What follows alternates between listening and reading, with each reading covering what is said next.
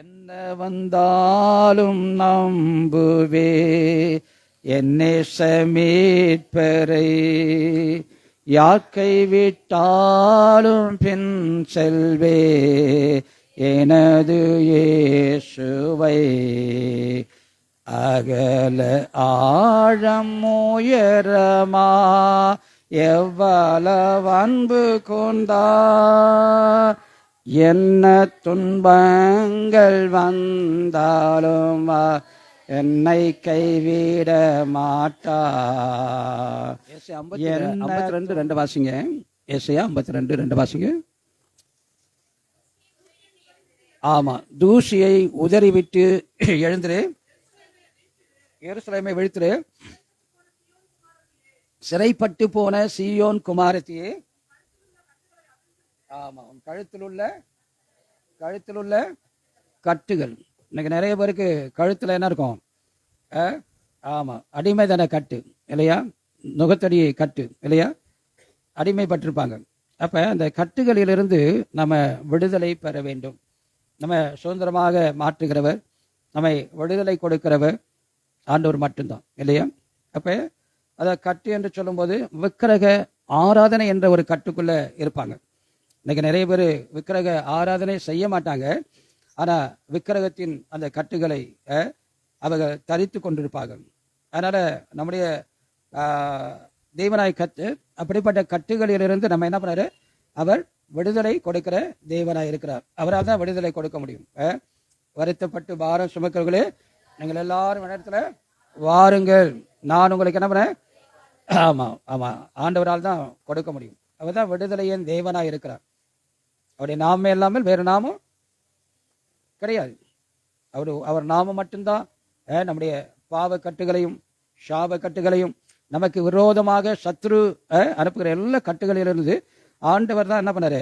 அவர் விடுதலை கொடுக்க முடியும். எனக்கு அடிமைதனத்துல பாவத்தின் கட்டுகள்ல இருக்கிற மக்களுக்கு தேவன் தான் விடுதலை கொடுக்கும். அதாவது ஒருவன் கிறிஸ்துவுக்குள் இருந்தால் அவன் புதிய சிருஷ்டி. புதிய சிருஷ்டினாக்கா அவருடைய வார்த்தை எப்படி இருக்கணுமா? சொல்லுங்க, செமையா இருக்கணும். அவருடைய வார்த்தை எப்படி இருக்கணும்? ரொம்ப கிருபை உள்ளதா இருக்க வேண்டும். ஆனா சிலர் பார்த்தீங்கன்னாக்கா அந்த ரட்சிக்கப்பட்டாங்களா தெரியல. சில பேர் ஞானஸ்தானம் மட்டும் எடுத்துருவாங்க. ஞானஸ்தானம் எடுத்தா பரலோகம் போக முடியுமா?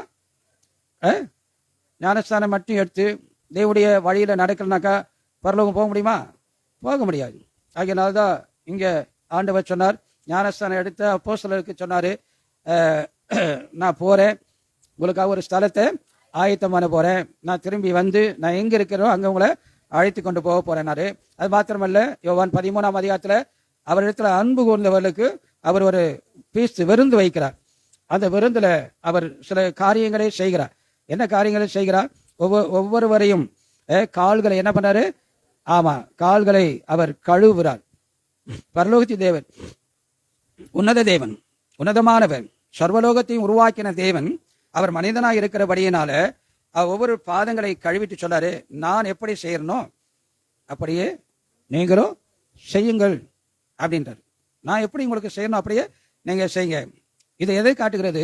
எல்லாமே ஈக்குவல், எல்லாமே சமம் அப்படின்றத ஆண்டவர் சொல்றாரு இல்லையா? அது மாத்திரமல்ல, இந்த அப்பத்தை புசிக்கிறவனுக்கு நித்திய வாழ்வு உண்டு. இந்த அப்பத்தை புசிக்கிறவனுக்கு நித்திய ஜீவன் உண்டு. அவனை நான் கடைசி நாட்கள் என்ன பண்ணுவேன்? எழுப்புவேன் என்ற ஒரு அலையிலே சொல்லுமா? அப்ப ஆண்டவர் நம்மளை எழுப்புவார். அதாவது இயேசுவை ஏற்றுக்கொள்ளாதவனுக்கு 2 மரணம். எத்தனை மரணம்? 2 மரணம். ஒரு மரணம் சரீரத்துல, இன்னொன்னு ஆத்தும மரணம். அந்த ஆத்துமா அவர்களுக்கு அழிவில்லாது, அவர்கள் எப்போதுமே அதுல என்ன பண்ணாங்க? வாதிக்கப்பட்டு கொண்டே இருப்பார்கள் இல்லையா? அதுக்குதான் இங்க என்ன செய்யணும்? தன் பாவங்களை அறிக்கை செய்து விட்டுணும் இல்லையா? பாவங்களை மன்னிக்க இயேசு கிறிஸ்துக்கு மாத்திரம் என்ன உண்டு? அதிகாரம் உண்டு இல்லையா? நாம் விக்கிரகத்தை விட்டு வந்துட்டோம், திரும்பவும் போய் விக்கிரக பண்ணலாமா? சொல்லுங்க. சில சொல்லுவாங்க, ஆண்டவர் தான் அந்த வெங்கல சர்பத்தி என்ன பண்ணாங்க? வணங்க செய்ய சொன்னாரு. வணங்க சொல்ல நோக்கி பார்க்க தான் சொன்னார். நோக்கிப்பா, ஆண்டவர் இங்க சொர்பத்தை செய்யாதுன்னாரு. ஆனா அங்க பண்ண அங்க செய்ய சொன்னாரு. ஆனா என்ன பண்ணக்கூடாது? வணங்க. உடன்படிக்கையை செய்ய தான் சொன்னாரு. உடன்படிக்கை பெட்டி போய் வணங்க சொன்னாரு? சொல்லுங்க. உடன்படிக்கை பெட்டி போய் வணங்க. ஆனா உடன்படிக்கை பெட்டியின் அந்த கேர்வின் நடுவுல தேவன் என்ன பண்ணாரு? வாசம் பண்ண. அங்கிருந்தா பேசுவாரே தவிர உடன்படிக்கை பெட்டியை போய் தொழுது கொள்ளுங்கன்னு சொல்லவே இல்லை. உடன்படிக்கை பெட்டி எது? அதுல ஆரோனுடைய துளிர்த்த கோல் இருக்கிறது, 10 கட்டளை இருக்கிறது, அப்புறம் மண்ணா இருக்குது. ஆனா இந்த உடன்படிக்கை பெட்டி பெலிஸ்திய பாளையத்துக்கு கொண்டு போன போற கர்த்தர் இருந்தாரா?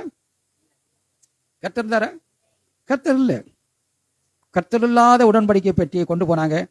ஆனா இஸ்ரவேல் மக்கள் தோல்வி அடைந்தார்கள். கர்த்தர் இருக்கணும். கர்த்தர் இருந்தாதான் அங்க வெற்றி வரும், அங்க ஜெயம் வரும். வாசிப்போம். ஒரு பகுதியை வாசிச்சு நம்ம முடிக்கலாம். வாசிப்போம். செப்பனியாவின் புஸ்தகம், செப்பனியா 3ஆம் அதிகாரம் 20 வாசிப்போம். செப்பனியா. அக்காலத்திலே உங்களை கூட்டிக் கொண்டு வருவேன், அக்காலத்திலே உங்களை சேர்த்துக் கொள்வேன். உங்கள் கண் காண நான் உங்கள் சிறையிருப்பை திருப்பும் போது பூமியில் உள்ள சகல ஜனங்களுக்குள்ளும் உங்களை கீர்த்தியும். ஒரு நிலையை சொல்லுமா? அவர் வாக்கு மாறாதவர். அவர் சொன்னா செய்வார். அவர் நேற்றும் என்றும் மாறாத தேவன் இல்லையா? அதனால நம்ம ஒப்புரவாக வேண்டும். மத்தேயு 5ஆம் அதிகாரம் 20ஆம் வசனம் நினைக்கிறேன். 23 வாசிங்க. மத்தேயு 5:23.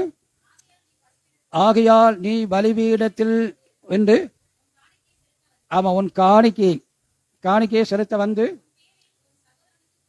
நல்ல கவனிப்போம், உனக்கும் உன்னுடைய சகோதரிக்கும் அல்லது உன் சகோதரனுக்கும் அல்லது உன் பிள்ளைகளுக்கும் அல்லது உன் கணவனுக்கும் அல்லது உன் மனைவிக்கும் அல்லது உன்னுடைய உறவினருக்கும் மனஸ்தாபம் இருந்தால், எப்படி மனஸ்தாபம் இருந்தால் நீங்க அந்த மனஸ்தாபத்தோடு கூட நீங்க 1,00,000 காணிக்க ஒன்றாவது போட்டாக்கா பாஸ்டுக்கு தான் வேணும். ஆனால் அதை கர்த்தர் அங்கீகரிப்பாரா? பாஸ்டர்கிட்ட கொடுத்தா அதை கொண்டு போய் ஏதோ ஒரு இடம் வாங்குவார். ஆனால் கர்த்தருடைய ஆசீர்வாதம் இருக்குமா? சொல்லுங்க. இருக்காது. கர்த்தர் அதை அங்கீகரிக்கணும், கர்த்தர் அதை ஆசீர்வதிக்கணும்னாக்கா நீ ஒப்புரவாக வேண்டும். என்ன பண்ண? ஒப்புரவாகி. நம்ம எவ்வளோதான் இருந்தாலும் நம்ம ஒரு நாள் மறிக்க தான் போகிறோம். ஒரு நாள் நமக்கு என்ன உண்டு? சொல்லுங்க. மரணம். 5லும் மரணம், 50லும் மரணம், 100லையும் மரணம், 120லையும் மரணம். எல்லாரும் மறிக்க தான் போகிறோம். ஆனால் நாம் ஒப்புரவாகி மறித்தால் பரலோகம் ரொம்ப சந்தோஷமா இருக்கும். ஒரு அலையிலே சொல்லுமா? இதுக்கெல்லாம் அல்லையே வராது இல்லை. ஒப்புரவாகணும். ஏன்னா நீங்க மனஸ்தாப்பட்டா சூரியன் அஸ்தமிக்கிறதுக்குள்ள நீங்க என்ன பண்ணோம்? பைபிள் படிக்கிறவங்களுக்கு தான் தெரியும். சூரியன் அஸ்தமிக்கிறதுக்குள்ள நீங்க என்ன பாஸ்டர்? ஆமா பாருங்க, பாஸ்டர் சொல்றாரு, அதை கோபம் தெளியறதுக்கு ஏதாவது சம்சா வாங்கி போய் கொடுத்து, இல்லை ஏதாவது என்ன பிடிக்குமோ, ஆமா என்ன பிடிக்குமோ உடனே அதை என்ன பண்ணோம்? வாங்கி போய் கொடுத்து சாப்பிடுமா. ஆமா, திரும்பி அந்த பழைய காரியத்தை தொடக்கூடாது. அதோட என்ன பண்ணோம்? ஸ்டாப் பண்ணி முற்றுப்புள்ளி வச்சிடணும். ஏன்னா அது நம்முடைய குடும்பத்தில் பிரிவினையை கொண்டு வருது, அது நம்முடைய குடும்பத்தில் பிரச்சனையை கொண்டு வருதுனாக்கா அதை தொடவே கூடாது. ஆனால் நம்ம மக்கள் என்ன சொல்லுவாங்க? எடுத்தோன்னு உங்க அம்மாவை தெரியுமா? இவங்களுக்குள்ள பேச்சு வார்த்தை விட்டுட்டு யாரை எழுப்பாங்க? யார? நாத்தனாவே எங்கேயோ இருப்பாங்க. ஆமா, அவங்க சொந்தக்காரங்க எங்கேயோ ஊர்ல இருப்பாங்க. உடனே பிசாசு எப்படி பண்ணுவான்? அவங்கள கொண்டு வரணும். ஆனால் ரட்சிக்கப்பட்ட அந்த குடும்பத்தில் நம்ம ரொம்ப கவனமாக இருக்கணும். நம்முடைய வாயில வார்த்தை வருவதற்கு நாம் யோசித்து பேசணும். ஏன் நாம் பேசுகிற வார்த்தையே நமக்கு திரும்பி வரும். ஒரு பந்து அடிச்சிங்கன்னா எங்கே வரும்? போமா, அது போய் பட்டு திரும்பி என்ன பண்ணும்?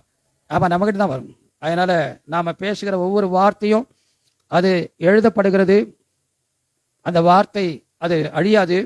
அந்த வார்த்தை நாம் பேசின வார்த்தை ஒரு நாள் நம்ம குற்றவாளி ஆகும். அதனால் நாம் ஒருவேளை தவறாய் பேசியிருப்போம் என்றால் நம்ம ஒப்புரவாகும். நம்ம மன்னிப்போம். ஏன்னா நாம் செய்த ஒவ்வொரு பாவங்களையும் யார் மன்னிச்சது? கர்த்தர் மன்னித்தார். அவர் மன்னிக்கலனாக்கா நாம இங்க பேச முடியாது. எனக்கு இந்த ஒரு வசனம் அடிக்கடி என்ன பேசும். 50வது சங்கீதம் வாசிங்க, 16வது வசனம் வாசிங்க.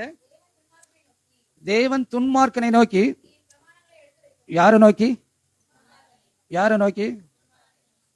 தேவன் துன்மார்க்கனை நோக்கியான். யாரை நோக்கி? துன்மார்க்கனை நோக்கி, என்னுடைய வசனத்தை நீ சொல்லுவதற்கு, என்னுடைய கட்டளைகளை எடுத்து சொல்ல உனக்கு என்ன நியாயம் இருக்கிறது? உனக்கு என்ன தகுதி இருக்கிறது? நீயே சரியில்லை, நீயே சரியில்லை, நீ எப்படி போய் சொல்ற? இந்த வார்த்தை என்னோட அடிக்கடி பேசும். ஏன்னா நான் பேசுகிற ஒரு வார்த்தை நான் நடக்கலனாக்கா பிரயோஜனமே இல்லை. நான் நடக்கணும். நான் நடக்காத ஒரு காரியத்தை நான் சொன்னா அந்த வார்த்தை அதுக்கு ஜீவன் இருக்காது, அந்த வார்த்தை கிரியை செய்யாது.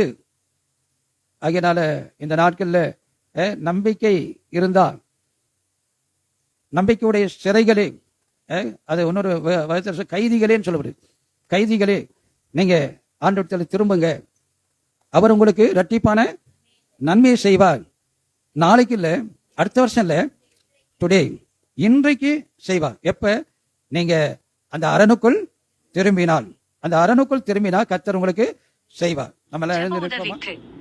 போதகர் ஏ.ஜி. பால், பிலதெல்பியா பரிசுத்த சபை, சுப்பிரமணியபுரம், திருச்சி. அலைபேசி எண் 9244605832. போதகர் பி. ஞானதாஸ், பிலதெல்பியா பரிசுத்த சபை, குமரேசபுரம், திருச்சி. அலைபேசி எண் 9345104097. ஆண்டவராகிய இயேசு கிறிஸ்து தாமே உங்களை ஆசீர்வதிப்பாராக. நமது சேனலை சப்ஸ்கிரைப் செய்ய மறக்காதீங்க.